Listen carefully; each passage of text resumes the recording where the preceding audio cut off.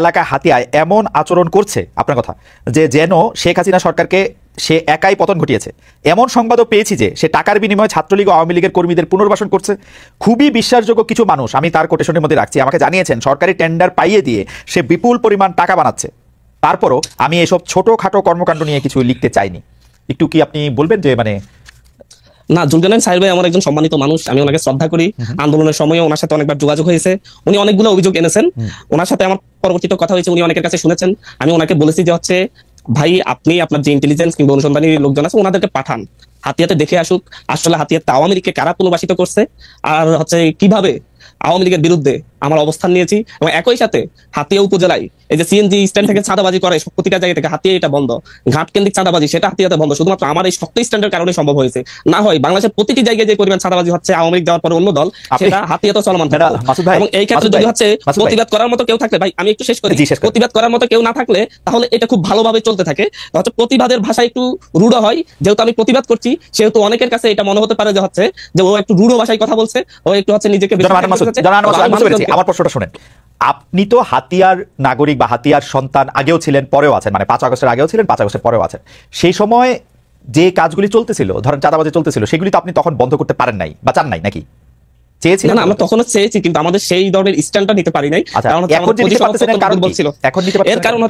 এর কারণ হচ্ছে ন্যাশনাল পরিস্থিতির কারণে এই যে আমাদের বিভিন্ন বিশ্ববিদ্যালয়ের আমাদের যে পাবলিক বিশ্ববিদ্যালয়ের যে শিক্ষার্থীরা আছে তারা আমাকে পুরোপুরি সাপোর্ট দিচ্ছে, এবং হচ্ছে তারা বিভিন্ন যে সামাজিক সংগঠনগুলো আছে তারা আমাদের সাথে এসে একসাথে দাঁড়াচ্ছে। কারণ তারা এখন সাহস পাচ্ছে যে কেউ একজন অন্তত হচ্ছে আমাদের সামনে থেকে নেতৃত্ব দিয়ে প্রতিবাদ করার লোক আছে।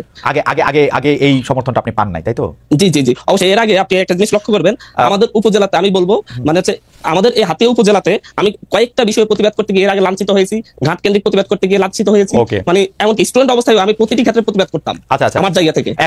এমনকি এক পর্যায়ে আমার জীবন হুমকির মুখে পড়ার কারণে আমার বাবা বলছিল তুমি আপাতত বাড়িতে আইসো না, তোমাকে বিপদে ফেলতে হবে। ওকে, পরিষ্কার।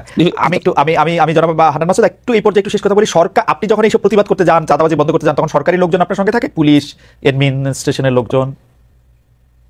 দেখেন হচ্ছে, যদি আমি একটা জিনিস একটা জায়গায় খুব স্পষ্ট করে বলছি, যখন আপনি ভালো কোনো কাজ করতে যাবেন তখন যদি হচ্ছে প্রশাসনকে যদি বুঝাতে পারেন যে এটা আসলে ভালো কাজ, তারা আসলে সেই ক্ষেত্রে তাদের নৈতিক জায়গা থেকে অনেক ক্ষেত্রে সমর্থন দেয়।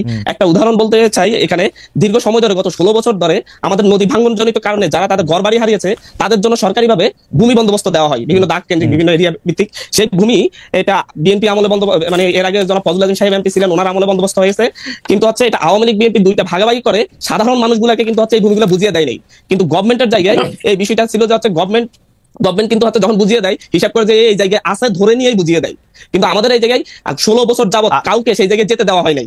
যখন এই বিষয়টা নিয়ে আমি হাসান আরিফ স্যারের সাথে একদিন কথা বলেছিলাম, এই জায়গায় প্রশাসন খুব সাহসী ভূমিকা রেখে তারা এই জায়গায় হেল্প করে মানুষজনকে জমিগুলো বুঝিয়ে দিচ্ছে। রাইট। জনাব হান্নান মাসুদ, আপনার কখনো এরকম সন্দেহ হয় নাই যে এখন যেহেতু প্রশাসনে বা সরকারে আপনার বন্ধু বান্ধবরা আছেন সেহেতু আপনার জন্য কাজটা সহজ হচ্ছে?